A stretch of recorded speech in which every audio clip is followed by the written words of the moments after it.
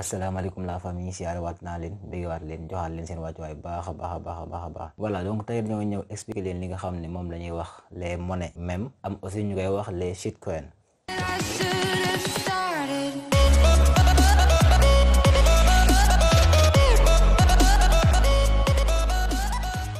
Voilà, donc boo leen déggee li nga xamante ni mooy les monnaies même donc moom c'est tout simplement monnaie yi nga xamante ni ñoom ñoo juddoo ci bi nga xamante ni moom lañ naan les mêmes maanaam benn tooñante bi nga xamante ni mooy am ci internet bi monnaie yooyu ci loolu la juddoo ñu koy woowee les monnaies même. ñoom nag ay crypto monnaie lañ yoo xamante ni dañoo bari lool la ñuy yéeg ak la ñuy wàcc par rapport ak les crypto monnaie principales yi nga xamante ni mooy le bitcoin wala boog ethereum. Donc bitcoin wala ethereum defoon nañ ci vidéo expliquer leen lan mooy bitcoin defaat vidéo expliquer leen lan mooy ethereum. Donc vidéo yooyu dañ leen defal lien yi dans les descriptions maanaam ci suufu vidéo yi wala nga jël lien yooyu di basculer ci kaw. Voilà, donc monnaie yooyu ñu ngi juddoo ci loolu noonu li nga xamante ni mooy les blacks yi nga xam ne ñooy am ci internet bi donc ñu koy wax les mêmes. Voilà, ñoom nag dañoo am dimension boo xamante ni seen communauté ñoom ñooy doxal li nga xamante ni mooy crypto monnaie donc ñoom moom dafa basé aussi sentiment yi nga xamante ni mooy am ci internet bi maanaam tey bu benn nit dugaloon par exemple benn wax ci net bi daan ne crypto monnaie nangam bii de day yéeg ñu commencé di ci débat léegi sentiment yi mën na ñëw am mu am engouement ñu bari dugg ci ñu bari jënd ko su ko defee valeur bi prix bi day yéeg ñu bari mën cee am xaalis aussi. Donc moom volatilité maanaam ni muy yéegee ak ni muy wàcc daa dépendre ci sentiment wu communauté am ak aussi réseaux sociaux yi niñ koy jëlee ak yooyu ci loolu la basé wu la plupart donc pour mën a def ay mouvement am. Cela fait nag parfois beaucoup de bruit boo xamante ni da nga koy dégg sur le net boo leen seetloo sax parfois da ngeen toog ba sax gis yenn nit ñi di def yenn publicité yi di wax ci benn crypto monnaie naan crypto monnaie bi day yéeg ñu naan day wàcc ñu naan nangam. Donc loolu la plupart boo leen koy dégg ci monnaie même bi la ñuy wax mooy les monnaies yi nga xamante ni ñoom ñoo basé wu ci sentiment wu réseaux sociaux yi donc yooyu lañ naan les monnaies même. Bien vrai que ni sax y a des personnes yoo xamante ni am nañ ci gagné nañ ci xaalis bu bare ci monnaie même yi surtout 2021 bi nga xamante ni si la monnaie même ci la gën a am doole 2021 bi donc ñu bari dañoo daw jëm ci monnaie même yooyu mais aussi ñi mu amee ñi nga xam ne dañoo gañ a xaalis noonu la aussi baree lool ñi nga xamante ni dañoo perdre maanaam gañewuñ ci xaalis parce que ni muy yéegee noonu lay wàccee ba ngaa jël sa benn 5000 wala benn 20 000 dugal ko ci biir crypto monnaie même yooyu nga tëdd yeewu fekk prix bi wàcc ba nekk zéro ko defee da ngay perdre sa xaalis boobu noonu donc comme noonu la demee. Voilà, donc monnaie même yooyu ni ma ko la waxee sànq dañ ko inspiré si li nga xamante ni mooy kafoog day créé nga xamante ni dafa am ci internet bi si réseaux sociaux yi la plupart comme WhatsApp, TikTok, Facebook, Instagram ak yooyu. Première crypto monnaie même bi nga xam ne moo njëkk a judd moom la ñuy wax le Dogecoin ñu koy wax Doge. Donc moom ñu ko lancé en 2013 moom mu ko juddoo ci benn xaju japonais bu ñuy wax Shiba Inu ñu koy wax le Dogecoin moom moo njëkk a nekk première monnaie même bi nga xamante ni moom moo njëkk a judd c'était en 2013. Pourquoi les monnaies même sont-elles si populaires lan moo tax monnaie même yi ngay dégg la plupart wax ju bari nekk ci ginnaawam ñoom dañoo siiw de trop surtout ici fii nga xamante ni mooy Afrique ñoom dañ fee am doole lool. Voilà, donc c'est vraiment très difficile ñu expliquer les raisons yi nga xamante ni moom moo tax monnaie même yooyu siiw mais ñenn ñi dañ naan c'est grâce ak li nga xamante ni mooy la pandémie du Covid-19 mooy coronavirus. Donc ba coronavirus amee ñu si bari dañoo daw jëm ci li nga xam ne mooy les crypto monnaies pour protéger aussi inflation bi nga xamante ni moom moo doon wàcc ci yenn monnaie yi. Donc crypto monnaie nag fa la commencé am benn essor bu am doole bi en termes de capitalisation de marché. Donc beaucoup de variétés am ci biir crypto monnaie yi ñu bari daw jëm ci crypto monnaie mais comme que yenn crypto monnaie yi xawoon naa cher ñenn ñi daan daw jëm ci li nga xamante ni mooy les monnaies même. Donc lépp nga commencé ci li nga xamante ni mooy la saga bi nga xamante ni ñu koy wax aussi les mêmes stop benn entreprise lancé woon muy GameStop ñu koy wax jéema moom ay jeux lay defar sur téléphone ak aussi bi nga xamante ni mooy AMC Entertainment ñoom aussi en fin 2021 bi nga xamante ni communauté Reddit moom it aussi benn réseau social la communauté bi dafa augmenté de plus de 100 fois ñëpp xam nañ ne jamonoy coronavirus ak aussi li nga xamante ni moo fi amoon mooy les règles sanitaires nga xam ne dafa amoon confinement si yenn dëkk yeeg ñenn ñi def ay couvre-feu donc pour nga mën a waxtaan ak nit ki faaw nga dugg ci réseaux sociaux donc réseaux sociaux yi nag demoon nag ba am doole bu bari comme Reddit biir États-Unis ñi nga xam ne dañ ko doon utiliser dafa multiplier par 100 léegi nag ba si janvier 2021 benn groupe boo xam te ni dafa nekk Reddit comme suñu groupe WhatsApp bi rek moom moo décidé daan ne dañuy jéem a augmenter prix wu Dogecoin maanaam dañuy yokk valeur am ak aussi ki nga xamante ni mooy l'homme le plus riche au monde muy le PDG de Tesla muy Elon Musk moom aussi dafa defoon benn tweet ak réseau Twitter mu bind benn tweet ci crypto monnaie Dogecoin di ko ko maanaam di ko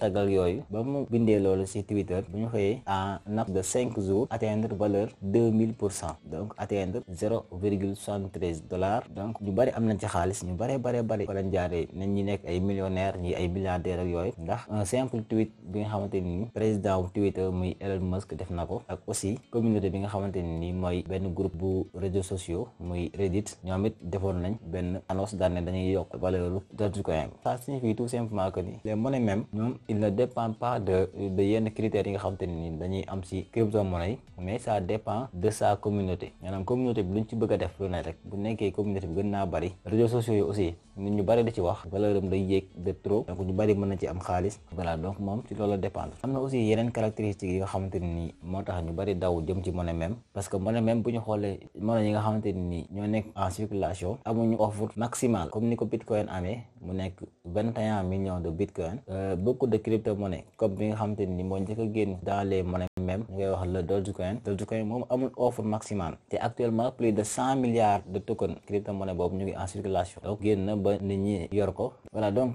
comme ces tokens même généralement un mécanisme de destruction, ñoom presque meluñu ne ni ko doon expliqué sànq meluñu ne comme crypto-monnaie yi nga xamante ne dañuy ànd ak li ñu naan mécanisme de destruction, maanaam bu ñuy doog a génn day am quantité maximale boo xamante ni moo fi nekk, au fil du temps dañuy brûler, dañuy wàññi quantité boobu nga xamante ni moom moo nekk en circulation. donc moom nag lii àndul ak loolu nga xamante ni moom la ñuy wax mécanisme de destruction. c'est pourquoi li nga xamante ni seen prix yi dafa tellement basse ba nga xam ne ak $1 maanaam 550 wala 600 francs mën nga ci am des millions et des millions de tokens comme le Shiba Inu. li tax ñenn ñi am ci ay millions yu bari mooy dañoo jël benn $100 maanaam 55 000 wala yooyu jënd ci des milliards c'est des milliards de Shiba Inu. léegi ba Shiba Inu nag jéegee ak am benn essor bu gudd bi ñu ci bari bañ ko jaayee, donc dañ si lañ amee ay millions yu bari. donc loolu mooy waral ñu bari daw jëm ci li nga xamante ni mooy les monnaies même, parce que ñoom seen prix cherul comme yenn crypto-monnaie yi nga xamante ni dañoo cher de trop, il faut nga am yenn junni yu bari yi pour nga mën ko jënd. mais Shiba Inu moom ak $1 rek mën nga see am ay millions yu bari. donc léegi dañuy dugg carrément wax ci li nga xamante ni mooy les risques liés aux investissements dans les monnaies même, maanaam risques yi nga xamante ni monnaie yooyu dañ ko àndal. voilà donc ñu ñëpp xam nañ ne les monnaies même dañoo def benn croissance bu exponentielle ci année 2021 bi, donc ñu bari am ci xaalis, ñu bari voilà di tagg les monnaies même, mais aussi ñoom it dañoo ànd ak li nga xamante ni mooy des risques vraiment très élevés. tout d'abord dañ jël modèle économique bu benn crypto-monnaie yi nga xam ñoom la ñuy wax les crypto-monnaies de base comme Bitcoin wala Ethereum. par exemple bu ñu jëlee le Bitcoin dafa ànd ak sa propre blockchain, ànd ak li nga xam ne mooy le livre blanc, maanaam projet bi nga xamante ni moo nekk ci ginnaaw crypto-monnaie bi fi ñu ko bind, moom dafa ànd ak loolu. ànd ak aussi benn écosystème boo xamante ni moom la établir, maanaam lépp li nga xamante ni moo wër crypto-monnaie bi, loolu aussi xam nañ ko. ak aussi sa nature dite déflationniste, mooy maanaam dafa am offre maximale boo xamante ni moom moo nekk ci crypto-monnaie bi mu nekk 21 millions de Bitcoin. 21 millions yooyu nag sa 4 ans day wàññeeku, day jeex, donc d'ici 100 ans 21 millions yëpp day jeex, donc day nekk en circulation, du amati benn Bitcoin boo xamante ni da ciy yokk. loolu mooy sa caractère déflationniste. mais bu ñu jëlee tey yenn même coin yi nga xamante ni ñoom moo nekk en circulation, ñoom amuñu yooyu, ñoom caractère inflationniste la ñu yor, maanaam amul offre maximale. comme bu ñu jëlee exemple Dogecoin amul offre maximale, actuellement 100 milliards de Dogecoin mu ngi en circulation te ba léegi jeexagut, ñu ngi génne ay Dogecoin muy nekk en circulation. les monnaies même li ñu ko xamee mooy dafa ànd ak li nga xamante ni mooy les plaisanteries yi nga xamante ni ñoom ñoo am ci net bi, maanaam tooñante gi nga xamante ni moom mooy am ci internet bi. donc moom dafa basé wu de trop ci loolu, parce que su benn Elon Musk wala benn kenn ko am doole génnoon wax ci benn crypto-monnaie rek mën naa ne valeur yi mën naa yéeg, le même personne bu génnaatee wax ne crypto-monnaie bu baaxul valeur yi mën naa wàcc. donc dafa dépendre aussi ci communauté am. donc bokkul ak yenn crypto-monnaie yi nga xamante ni dañoo ànd ak projet, ànd ak yi nga xamante ni ànd ak benn écosystème bu large boo xam ne moom moo nekk ci ginnaaw crypto-monnaie bi. tuuti ci monnaie même yi donc ñoo ànd ak li nga xamante ni ñooy copier yenn projet yi. donc yu mel ne le Dogecoin moom dafa copier crypto-monnaie bi nga xamante ni moom la ñu naan le Litecoin. bu ñu jëlee aussi bu si mel ne Shiba Inu moom c'est construit dans la blockchain Ethereum. voilà donc yenn risque potentiel yi nga xamante ni ñoom ñoo am ci les monnaies même ñoo dépendre de trop ci seen communauté. crypto-monnaie donc ñoom aussi ñoo gën a bëri li ñuy yéeg gën a bëri li ñuy wàcc aussi par rapport ak les crypto-monnaies de base comme le Bitcoin, Ethereum. Donc ñoom ñoo gën a bëri genre yooyu te aussi seen prix mën naa exploser si benn publicité boo xamante ni benn autorité def na ko wala boog benn communauté def na ko comme le Dogecoin ba nga xamante ni Elon Musk dafa def benn publicité di ko tàgg ni prix am yéegee au fur et à mesure ñuy avancer si li nga xamante ni mooy les crypto-monnaies muy ànd ak ay risques yoo xamante ni day xaw doy waar. Par exemple arnaqueurs yu bëri dañuy wéeru si li nga xamante ni si les monnaies même pour mën a arnaquer yenn investisseurs yi comme par exemple bu ñu jëloon monnaie bi nga xamante ni mooy le Squid Game ñu koy wax Squid donc monnaie boo xam ne dañ ko inspiré ci benn série Netflix boo xamante ni même noo sax la gardé def naa ñuy seetaan série yi xam nañ série may wax ngay wax le Squid Game donc monnaie boobu noonu ñu ko bañ ko génnewee prix dafa yéeg jusqu'à 86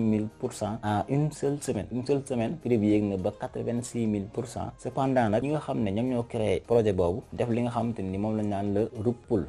xam naa la ko expliquer après ngeen gën ko mën a comprendre si yeneen vidéo yi ñëw donc dañoo def li nga xam ne mooy le rug pull daal di wàcceewaat prix bi ba nga xamante ni wàccee ko ba mooy 99% gën koo wàññi ba pare te li ci gën a doy waar mooy dañ ko wàññi ba pare daan ne ñi nga xam ne investir nañ ci seen crypto monnaie boobu noonu duñu jaay crypto monnaie yi pour mën see am xaalis donc mu nekk loo xamante ni aussi dafa doy waar ñoom ñu arnaqué ñu bari ñi nga xamante ni dañoo investiroon ci crypto monnaie boobu noonu donc ñu bari ñàkk ñu seen xaalis moo tax à chaque fois ñuy wax balaa nga investir ci crypto monnaie bu mu mënti doon faudra nga faire say propre recherche ba xam carrément sa xaalis fi nga koy def ko doog see mën a dugg sa xaalis parce que dafa bëri ay triant yoo xamante ni dañoo nekk ci foofu pour mën a arnaquer nit ñi. Voilà donc bu ñu defee benn vue d'ensemble ci crypto-monnaie yi nga xamante ni ñoom ñoo gën a populaire ci les monnaies même dañuy jël en tête ñaar yi nga xamante ni ñoo si gën a siiw muy le Dogecoin ak li nga xamante ni mooy le Shiba Inu donc le Shiba Inu moom c'est fin 2021 bi moom dafa def benn augmentation bu extraordinaire boo xamante ni donc actuellement le Shiba Inu est listé donc dans pas mal de plateformes d'exchange donc dans le monde le Shiba Inu est en train de faire des records vraiment très incroyables donc moom ak le Dogecoin ñoom ñoo ëpp en termes de capitalisation boursière. Merci d'avoir regardé la vidéo jusqu'à la fin et aussi boo leen nekkee ay ñu bees kenn ci wàllum crypto-monnaie ak technologie blockchain n'oubliez pas ngeen télécharger livre bi nga xamante ni dañ ko bind uniquement pour ñi nga xamante ni dañuy débuter ci monde crypto-monnaie donc ñoom ñoo tax ñu bind livre bi boo leen ko télécharger ngeen lire ko rek ngeen comprendre comment ça fonctionne lien de téléchargement bi nañ ko def ci suufu vidéo bi comme ça ngeen mën koo télécharger ku ci nekk mën see gis sa bopp ak aussi bu nekkee abonné ko leen n'oubliez pas ngeen abonné activer notification yi ndax loolu moo ñu may courage ñu gën a mën a tourner ay vidéo mën a partager yi nga xamante ni nii mooy expérience yi nga xamante ni jot nañ ko xam tuuti ci wàllum crypto-monnaie.